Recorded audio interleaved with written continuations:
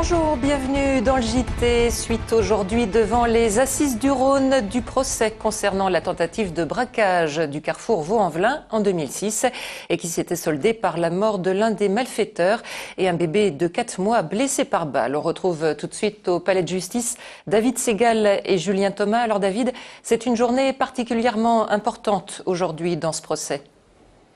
Oui, effectivement, Sylvie, une journée importante puisqu'on attendait aujourd'hui le témoignage du père du bébé de 4 mois, blessé au moment des faits. Michel Ferrazzano, ce chauffeur routier de 32 ans, raconte comment il a vécu ce 24 juin 2006. Il explique alors qu'il attendait sa femme à la sortie du carrefour. Les malfaiteurs sont rentrés dans la voiture et l'ont obligé à conduire le véhicule. 50 mètres plus loin, il est arrêté par un barrage de police, de voitures de police. Ensuite, il explique qu'il est sorti du véhicule puis plaqué au sol par la police.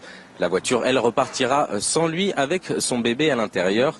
Il apprendra alors que quelques heures plus tard que son bébé a été retrouvé et qu'il a été blessé 2 fois, donc à 2 reprises par une balle. Il parle alors de la confusion qu'il a régné ce jour-là et semble accabler la police. Les policiers, justement, devraient eux aussi témoigner cet après-midi dans cette affaire.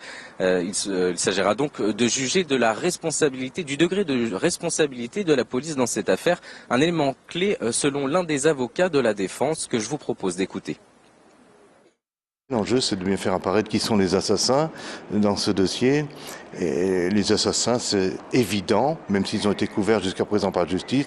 Ce sont les policiers, eux seuls ont tiré, ont commencé à tirer, eux seuls ont fait couler le sang, eux seuls ont tué, eux seuls ont blessé. Je pense également, la suite de ces événements malheureux trouve une part de son origine dans cette méprise des policiers qui ont traité le père de l'enfant, l'otage, comme un coupable et pendant assez longtemps.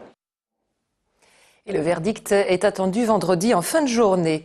À retenir également dans l'actualité la mobilisation de la ville de Lyon et du Grand Lyon pour les victimes du séisme et du tsunami au Japon. De subventions exceptionnelles de 15 000 € devraient être votées prochainement pour venir en aide aux sinistrés. Et les Lyonnais sont invités à déposer leurs dons dans une urne installée devant l'hôtel de ville. L'argent récolté sera ensuite reversé à la Croix-Rouge. Les candidats encore en lice pour les cantonales dans le Rhône repartent en campagne, mais dans un contexte parfois tendu. Ainsi, à la Croix-Rousse s'engage désormais une bataille à gauche entre socialistes et écologistes. Benoît d'Autriche. Ce sera donc un duel à gauche à la Croix-Rousse. Dominique Bollier, le socialiste qui a recueilli 28% des suffrages au premier tour, contre Raymond Poncet, Europe Écologie, deuxième avec 21% des voix. Une situation très particulière pour Dominique Bollier qui ne peut plus se poser en rassembleur de la gauche et qui met donc l'accent sur son mandat de maire du 4e arrondissement. Le Conseil général, c'est une collectivité très particulière qui ne trouve son sens que lorsqu'il y a convergence avec les politiques municipales. Manifestement, les Croix-Roussiens l'ont compris.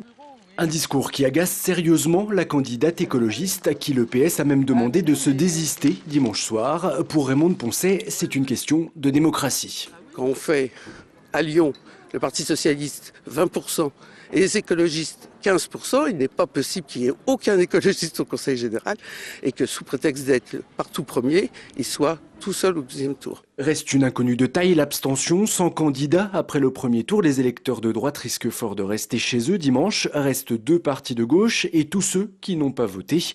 Pour les candidats, la cible c'est eux. Que ça soit la petite enfance, que ça soit les collèges, que ça soit la protection de l'enfance. Tout ça c'est important. Ça les concerne au quotidien. Ils n'en ont pas conscience, mais ça les concerne au quotidien. Je pense que beaucoup d'électeurs qui sont dans les autres partis de gauche sont plus proches de notre analyse de la nécessité de changer de modèle économique et de modèle de consommer que du Parti socialiste. La gauche va devoir choisir son camp dimanche prochain à la Croix-Rousse. Les électeurs de droite, eux, pourraient bien arbitrer le scrutin. Coup dur pour le musée des Beaux-Arts de Lyon. Le propriétaire du relief sculpté par Paul Gauguin, l'eau mystérieuse, s'est finalement rétracté et a fait savoir qu'il n'était plus vendeur.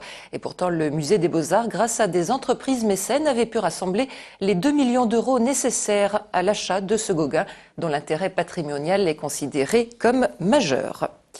Direction à présent le Théâtre de la Renaissance à Oullins pour découvrir le dernier spectacle musical mis en scène par Jean Lacornerie. Vous qui savez où ce qu'est l'amour, revisite sur un ton très contemporain les opéras de Mozart ou comment les grands airs du répertoire accompagnent des histoires de femmes d'hier et d'aujourd'hui.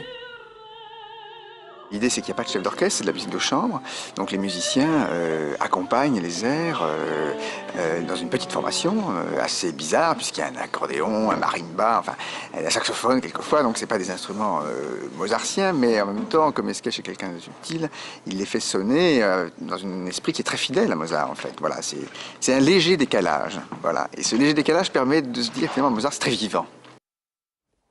Vous qui savez où ce qu'est l'amour, à découvrir au Théâtre de la Renaissance du 24 mars au 6 avril prochain. Enfin, mesdames, courez aujourd'hui à la Foire de Lyon. C'est en effet votre journée et pour vous, l'entrée est gratuite. Et c'est la fin de cette édition. Vous rendez-vous sur TLM 18h05 Popcorn, le magazine cinéma. 18h40 la quotidienne et bien sûr l'info avec dès 17h le 3 minutes chrono. Très bon après-midi sur TLM.